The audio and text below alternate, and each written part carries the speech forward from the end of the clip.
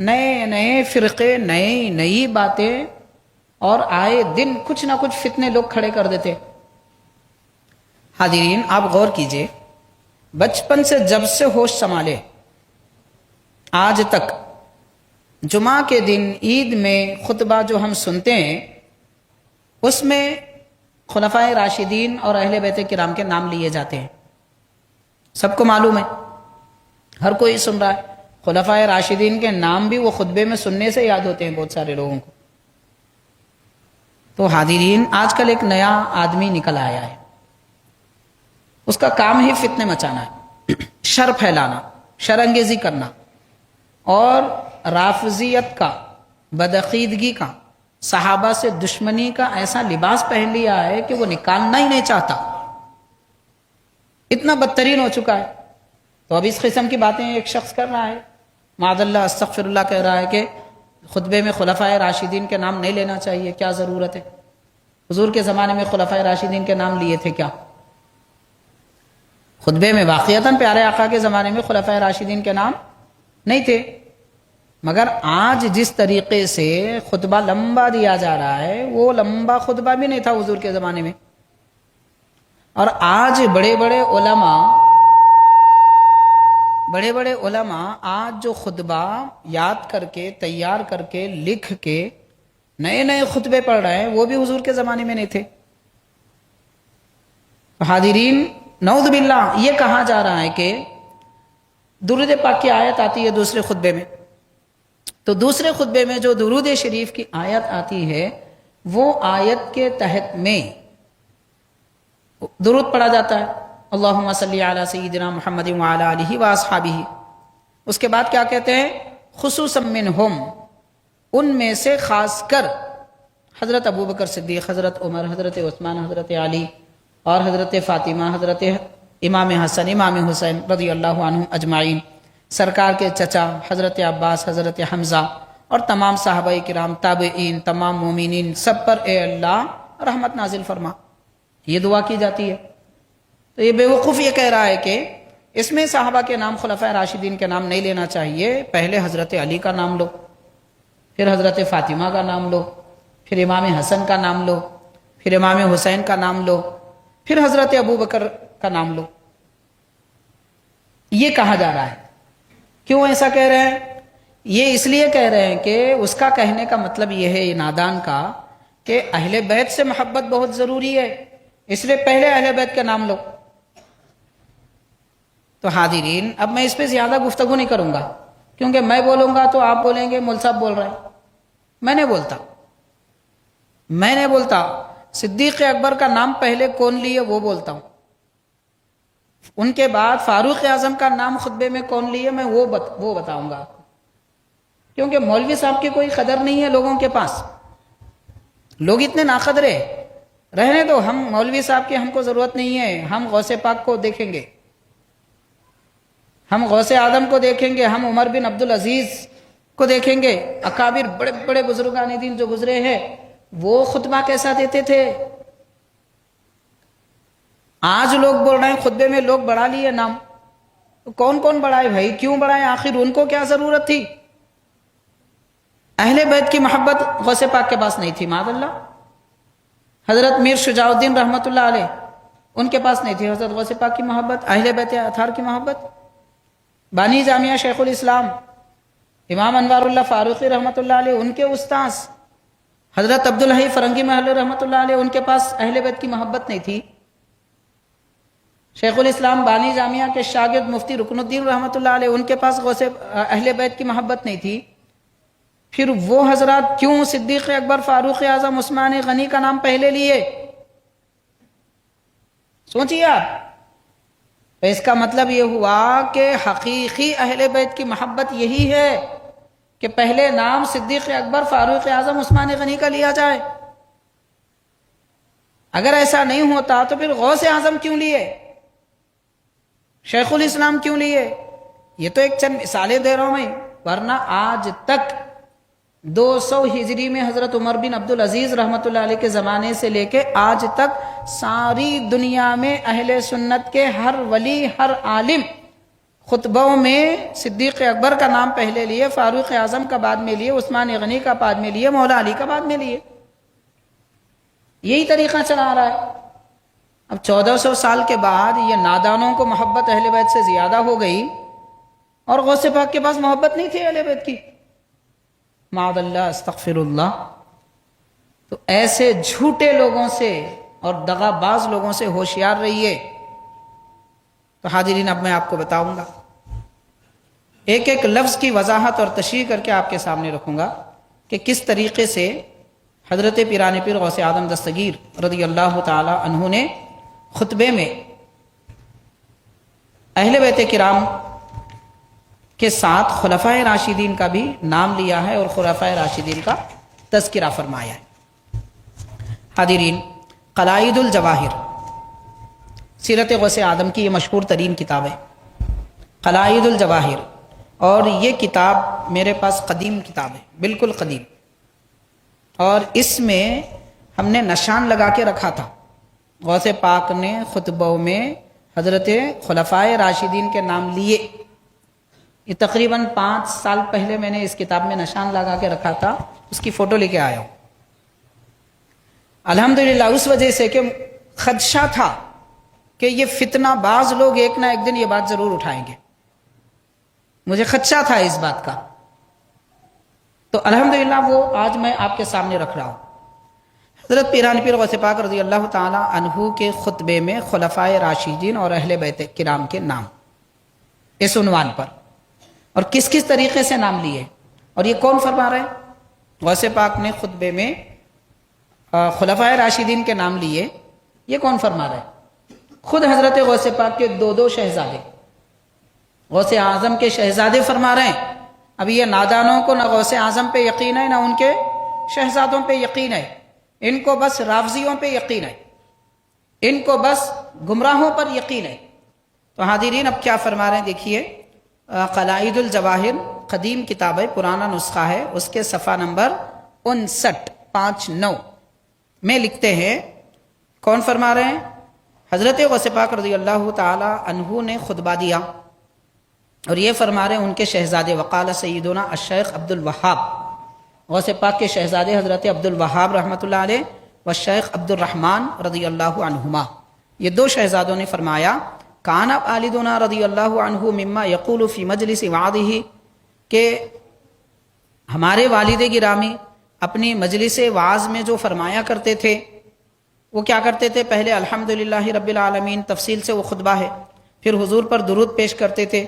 درود کے کلمات کیا ہے؟ واشہد ان محمدً صلی اللہ علیہ وسلم عبدہ ورسولہ وحبیبہ وخلیلہ وصفیہ ونجیہ وخیرتہ من خلقہ، کہ میں گواہی دیتا ہوں ہمارے آقا حضرت محمد صلی اللہ علیہ وسلم اللہ کے بندے، اللہ کے رسول، اللہ کے حبیب، اللہ کے خلیل دوست، اور اس کے صفی مانے پاک دل، اور اس سے سرگوشی کرنے والے تمام مخلوق میں اس کی سب سے بہترین ذات پاک، جس کو اللہ تعالیٰ نے ہدایت اور دین حق کے ساتھ بھیجا تاکہ یہ دین سارے دینوں پر غالب آ جائے. اس کے بعد حضرت غوث پاک فرما رہے ہیں اللہم وارض عن الرفیع العماد الطویل النجاد، اے پاک پروردگار تو راضی ہو جا اس ذات پاک سے کہ وہ ذات پاک جو بلند شان والے اور خوب لوگوں کی مہمان نوازی کرنے والے ہیں، المؤید بالتحقیق، اور حق کے ساتھ ان کی تائید کی گئی، المکنہ بعتیق، اور عتیق کا لقب جن کو دیا گیا، الخلیفۃ الشفیق، اور مہربان خلیفہ اللہ کے رسول کے، المستخرج من اطہر اصل عریق. غوث پاک کا خطبہ ہے یہ. صدیق اکبر کا نام لینے سے پہلے کیا کیا فرما رہے ہیں؟ غوث پاک یہ فرمانے اتنے القابات کے ساتھ ان کو یاد کر رہے ہیں، اور آج کا بدبخت کہہ رہا ہے کہ خطبے میں ابو بکر کا نام مت لو، معاذ اللہ. تو فرما رہے ہیں حضرت غوث پاک نے فرمایا المستخرج من اطہر اصل عریق، یعنی اصل بنیادی پاک جڑ سے جن کو نکالا گیا، یعنی ان کی اصل، ان کی طینت، ان کی فطرت پاک ہے. صدیق اکبر کے بارے میں غوث پاک فرما رہے ہیں الذی اسمہ باسمہ مقرون، کہ وہ ذات پاک جن کا نام نبی کے نام سے ملا ہوا ہے. سرکار غوث پاک فرما رہے ہیں صدیق اکبر کے بارے میں، اور کہاں خطبے میں حضور غوث پاک خطبہ مجلس میں بھی دیتے تھے، سمندر کے کنارے پہ بھی دیتے تھے، مسجد کے ممبر پہ بھی دیتے تھے۔ تو اپنے خطبے میں حضرت ارشاد فرما رہے ہیں کہ وہ صدیق جن کا نام نبی کے نام سے ملا ہے، وَجِسْمُهُ مَعَ جِسْمِهِ مَدْفُونٌ، اور ان کا جسم حضور کے جسم پاک کے ساتھ دفن ہے۔ اس کے بعد فرما رہے ہیں الامام ابی بکر الصدیق، امام ابو بکر صدیق رضی اللہ عنہ۔ آج لوگ 12 اماموں کا نام لے رہے ہیں، اہل بیت کرام کی شخصیتیں بالکل لینا چاہیے، ان کے ناموں کی برکت سے تو ہماری نجات ہے، ہمارے لیے نعمتیں ہیں۔ پہلے 3 امام کو بھول جا رہے ہیں۔ غوث پاک بتا رہے ہیں امام ابو بکر، امام عمر، امام عثمان۔ تو یہ بھی معلوم ہوا کہ حضرت غوث پاک کے پاس خلفائے راشدین امام ہیں۔ آپ کے خطبے میں ذکر کیا جا رہا ہے۔ اب غور کیجئے کہ ہم غوث پاک کا عقیدہ چھوڑ کے کہاں گھوم رہے ہیں، کدھر جا رہے ہیں؟ ارے غیر لوگوں کی باتیں سن کے دعویٰ غوث پاک سے محبت کا اور کام سارے غوث پاک کے دشمنوں کا، عقیدہ غوث اعظم کے دشمنوں کا، اور نام غوث پاک کا لے رہے۔ کتنے افسوس کی بات ہے۔ خلفائے راشدین سے تم کو اتنی نفرت کیوں ہے؟ اس لیے کہ یہ صحابہ کرام، یہ اہل بیت کرام، انہی کی شخصیتوں پر قرآن و حدیث کا دار و مدار ہے۔ اگر یہ شخصیتوں کو کمزور کر دیا جائے معاذ اللہ، ان پر ایمان اور یقین کو کمزور کر دیا جائے، نہ مسلمانوں کے پاس قرآن رہے گا نہ حدیث۔ یہ دین کے دشمن یہ چاہتے ہیں کہ خلفائے کرام اور اہل بیت کرام کی محبتیں دل سے ہٹا کر مسلمانوں کو ایمان میں کمزور کر دیا جائے، اس لیے نئے نئے تماشے لا رہے۔ خطبے میں خلفائے راشدین کا نام کیا ضرورت ہے لینے کی؟ کیوں لیے تھے غوث پاک؟ بتائیے آپ۔ امام الصدیق آپ فرما رہے ہیں، اس کے بعد حضرت فاروق اعظم کا نام بعد میں لے رہے ہیں۔ پہلے کس کا نام لیے؟ صدیق اکبر رضی اللہ تعالیٰ عنہ۔ دوسرا نام وعن القصیر العمل الکثیر العمل، اے اللہ تو راضی ہو جا اس ذات پاک سے جن کی امید کم عمل زیادہ تھا۔ یعنی امیدوں میں نہ رہتے تھے کہ میں یہ کروں گا، وہاں جاؤں گا، وہ کامیاب ہو جاؤں گا، جنت میں پہنچ جاؤں گا، وہ امید نہیں، کم ہوتی تھی امید مگر عمل زیادہ ہوتا تھا۔ آج ہمارے پاس امیدیں زیادہ، عمل کم۔ تو فرما رہے ہیں کہ وہ ذات پاک جو قصیر العمل کثیر العمل ہیں، ان کے حضرت فاروق اعظم کے عمل میں اور ان کے قدم میں کوئی لغزش نہیں ہے، اور الہام ان پر ہوتا تھا۔ ارشاد فرمایا المؤید بالثواب الملہم فصل الخطاب، یعنی اللہ تعالیٰ کی طرف سے ان کے دل میں الہام ہوتا تھا وہ فاروق اعظم۔ پھر فرما رہے ہیں کہ حضرت فاروق اعظم جن کا فیصلہ قرآن مجید کے مطابق ہوتا تھا۔ پھر فرمایا الامام ابی حفص عمر بن الخطاب، حضرت عمر بن خطاب ابو حفص امام رضی اللہ تعالیٰ عنہ سے راضی ہو جا۔ غوث پاک اپنے خطبے میں، اپنے خطاب میں تیسرا نام لے رہے وعن مجہز جیش العسرہ، یعنی صحابہ کرام کا ایک لشکر دشمنوں سے لڑنے کے لیے جا رہا تھا۔ اس وقت ان کے پاس کوئی ہتھیار اور ساز و سامان نہیں تھا۔ حضور نے اعلان فرمایا ان کی مدد کرو، تو حضرت عثمان غنی رضی اللہ تعالیٰ عنہ اتنا سامان دولت لے کر آئے، مسجد کی چھت کو لگنے لگا۔ اس کی طرف اشارہ کر رہے ہیں اے اللہ تو راضی ہو جا جیش عسرت کے تیاری کرنے والے سے، اور اس ذات پاک سے جس نے ایمان کو مضبوط کیا، اس ذات پاک سے جس نے قرآن کی تلاوت کی، اس ذات پاک سے جس نے اسلام کے لیے اپنے گھوڑے دوڑا دے اور باطل کو مٹا دیا، اس ذات پاک سے کہ جنہوں نے اپنی امامت سے محراب کو زینت دی، مسجد کے محراب کو زینت دی اور قرآن کی تلاوت کی۔ پھر فرمایا افضل الشہداء و اکرم السعداء، شہیدوں میں سب سے افضل اور خوش بختوں میں سب سے شریف۔ کیسے کیسے القاب عثمان غنی کے لیے حضرت غوث پاک استعمال کر رہے ہیں۔ پھر فرماتے ہیں المستحیی منہ ملائکۃ الرحمن، وہ ذات پاک کے جن سے فرشتے شرماتے ہیں، ذی النورین ابی عمرو عثمان بن عفان، کہ دو نور والے جن کے بیٹے کا نام عمر ہے اور ان کا نام عثمان بن عفان رضی اللہ تعالیٰ عنہ ہے۔ تو ان کے بارے میں بھی حضرت پیرانی پیر رضی اللہ تعالیٰ عنہ نے خطبے میں اس طریقے سے نام لیا۔ اور اب حضرت سیدنا مولا علی رضی اللہ تعالیٰ عنہ کے خطابات اور القابات اس طریقے سے آپ فرما رہے ہیں، وَعَنِ الْبَطْلِ الْبَهَاوِلِ وَزَوْجِ الْبَطُولِ، یعنی وہ بہادر کہ جن کے بہادری سے قلعے کام چاہتے تھے، اور حضرت فاطمہ بطول کے شوہر، وابن عم الرسول، رسول پاک صلی اللہ علیہ وسلم کے چچیرے بھائی، وسیف اللہ المسلول، اللہ کی وہ تلوار جو ہمیشہ کھلی رہتی ہے۔